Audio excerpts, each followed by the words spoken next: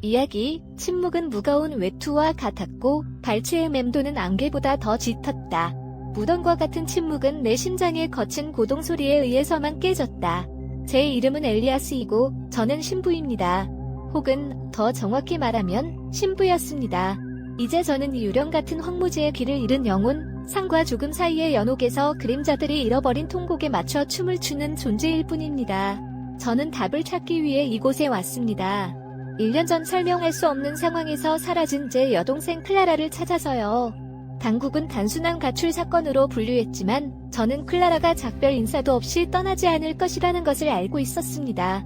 이유를 넘어 클라라를 찾도록 저를 이끈 내장적인 확신, 예감이 있었습니다. 전설에 따르면 고통받는 영혼들이 구원을 찾아 방황하는 세계 사이의 연결고리인 장소에 대한 이야기가 있었습니다. 영혼의 수호자로 알려진 고대의 존재, 어둠의 존재가 지키는 장소요. 절망에 빠진 저는 소문의 흔적을 따라 미지의 세계로 들어가 클라라를 찾을 수 있는 단서라도 찾기를 간절히 바랐습니다. 길은 점차 광기로 빠져드는 하강이었습니다. 해골순처럼 꼬인 나무들이 내 주위에 서 있었고 앙상한 가지들이 낯빛 하늘을 핥히고 있었습니다. 습하고 차가운 땅은 발 밑에서 무너져 마치 땅 자체가 나를 삼키려는 듯했습니다. 걸음을 내디딜 때마다 압력이 증가하는 것을 느꼈고 가슴을 억누르는 보이지 않는 힘이 숨쉬기를 어렵게 했습니다. 갑자기 저는 그것을 들었습니다. 어둠 속에서 기어나오는 쉰 목소리의 속삭임. 수천 년의 슬픔이 담긴 둔탁한 목소리. 대시 평화를 찾지 못한 자들이 잠들어 있다. 저는 그 자리에서 멈춰섰고 심장이 귀에서 쿵쾅거렸습니다. 제 앞에서 그림자 속에서 솟아오르는 당당한 모습이 서 있었습니다. 키가 크고 마른 방과 섞이는 어두운 옷에 쌓인 두거나를 가려진 그의 얼굴은 헤아릴 수 없는 공허, 파멸의 약속이었습니다. 대시 겨우 소리를 낼 수 있었고 목소리는 가느다란 실과 같았습니다. 그 형체는 즉시 대답하지 않았습니다. 피를 얼어붙게 만드는 강렬함으로 저를 바라보며 침묵을 지켰습니다. 마침내 둔탁한 목소리가 다시 울려 퍼졌고 마치 장례식 종소리 같았습니다. 대시 수호자다. 이곳의 관리인이여. 무엇을 찾느냐? 필멸자여? 대시 여동생을 찾고 있습니다. 등골이 오싹해지는 것을 느끼며 대답했습니다. 그녀의 이름은 클라라입니다. 1년 전에 실종되었습니다. 수호자는 마치 제 말을 고려하는 듯 고개를 갸우뚱했습니다. 그리고 나서 그는 뼈가 앙상한 손을 뻗어 먼 곳을 가리켰습니다. 대시 여기에 있다. 하지만 쉽게 넘겨줄 수는 없다. 그녀를 해방시키려면 너 자신의 악마와 맞서 싸워야 한다. 내 악마들. 그가 무엇을 말하는지 알고 있었습니다. 내면을 갉아먹는 의심, 흔들리는 믿음, 여동생이 가장 필요로 할 때 곁에 있어주지 못한 죄책감. 대시해야 합니까? 침을 삼키며 물었습니다. 대시 길을 걸어야 한다. 수호자가 대답했습니다. 이곳을 괴롭히는 유령들과 맞서 싸우십시오. 각각은 너 자신의 일부를 나타낸다. 그들을 극복하고 그들의 이야기에서 구원을 찾으면 여동생을 되찾을 수 있을 것이다. 두려움에 사로잡혔지만 도전을 받아들였습니다.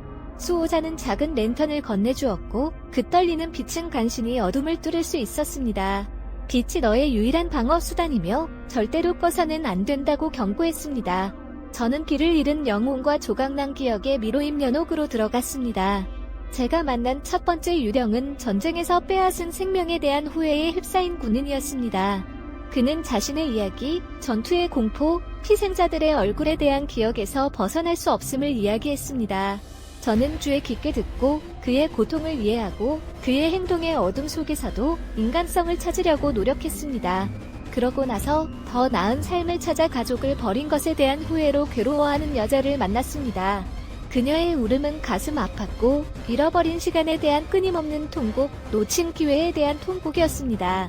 저는 그녀를 위로하려 노력했고 항상 희망이 있으며 용서를 구하고 화해를 추구하는데 결코 늦지 않았음을 상기시켜 주었습니다. 각 유령은 저 자신의 불안과 실패를 비추는 거울이었습니다.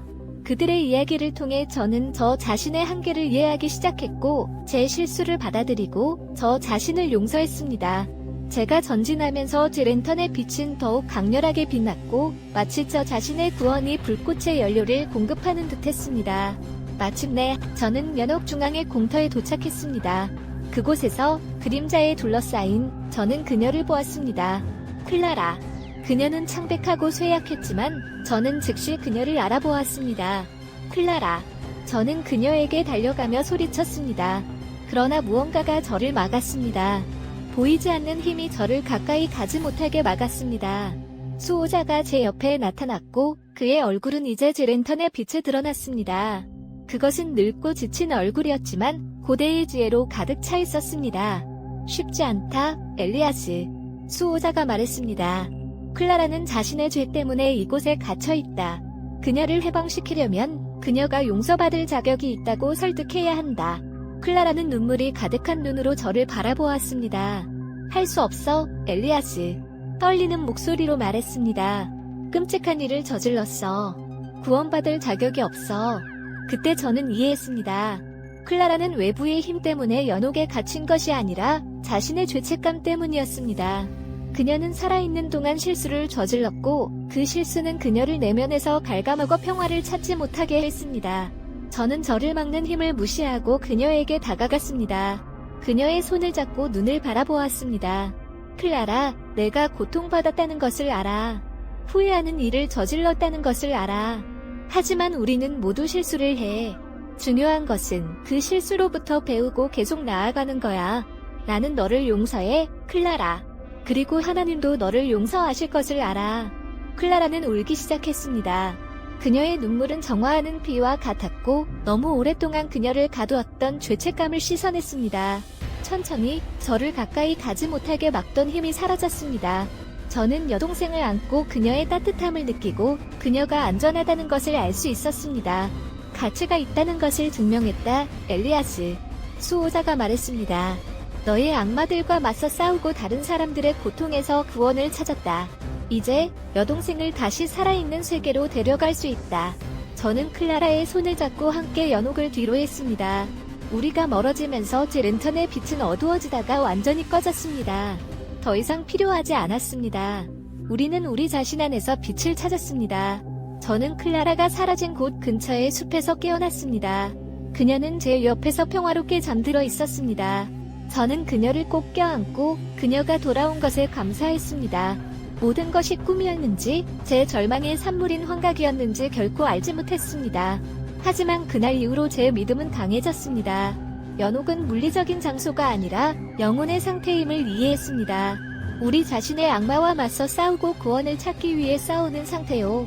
그리고 영혼의 수호자는 어둡고 악한 존재가 아니라 평화로 가는 길을 찾는데 도움을 주는 안내자입니다.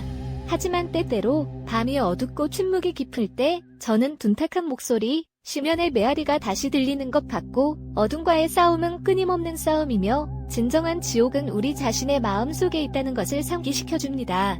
그리고 저는 궁금합니다. 정말로 클라라를 연옥에서 구해낸 것일까? 아니면 그냥 그녀를 데리고 온 것일까?